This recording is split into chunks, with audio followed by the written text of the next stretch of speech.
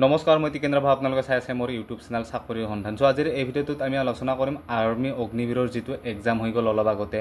So ইয়াত আমি বহুতে এক্সাম দিছো আৰু এতিয়া মানে অপেক্ষা আছে আমাৰ কি ৰিটেনৰ ৰিজাল্টৰ কাৰণে। সো কেতিয়া দিব কি সকলো বিষয় আজি এই ভিডিঅ'টোত আলোচনা কৰিম আপোনালোকে। সো আপোনালোকে ভিডিঅ'টো প্ৰথমৰ পৰা শেষলৈকে চাই থাকিলে হ'ল জাষ্ট। আৰু আপোনালোকে চাওক প্ৰথম আপোনালোক মই এক্সাম শিডিউলটো কৰিছো আপোনালোকৰ প্ৰথমতে আপোনালোকৰ যিখিনি যেহেতু আপোনালোকে এই লিষ্টখন অনুযায়ী আপোনালোকে এক্সাম আছিলে ঠিক আছে। অগ্নিবীৰ জেনেৰেল ডিউটি 30 জুন আৰু 3 জুলাইলৈকে 30 জুনৰ পৰা 3 জুলাইলৈকে আপোনালোকে এক্সামটো দিছে। অগ্নিবীৰ ট্ৰেটমেণ্ট যিখিনি আছে আপোনালোক 10 পাছ তেওঁলোকে 3 জুলাইৰ পৰা 4 জুলাইলৈকে দি দিছে ঠিক আছে।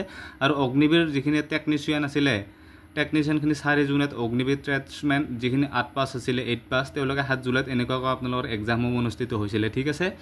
আৰু লাষ্ট টাইমত আপোনালোকৰ Agniveer clerk store keeper technical সেইখিনি আপোনালোকৰ 10 জুলাইত অৰ্থাৎ আজিৰ পৰা 3 দিন পিছত আপোনালোকৰ এক্সামটো হৈ গৈছে ঠিক আছে। আজি 3 দিন হ'ল এক্সাম শেষ হোৱা।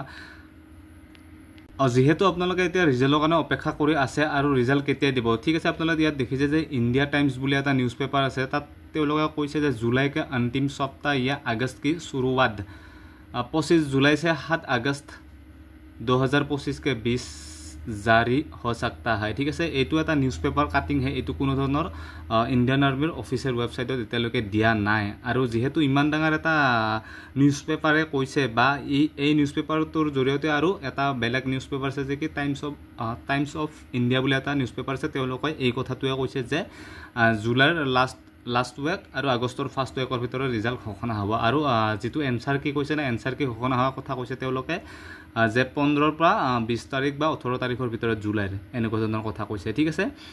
নিশ্চয় আপোনালোকে ৰিজাল্টৰ কাৰণে অপেক্ষা কৰক আৰু আপোনালোকৰ ৰিজাল্ট ভাল হওক তাৰে কামনাৰে আজি এৰিলোঁ। ধন্যবাদ।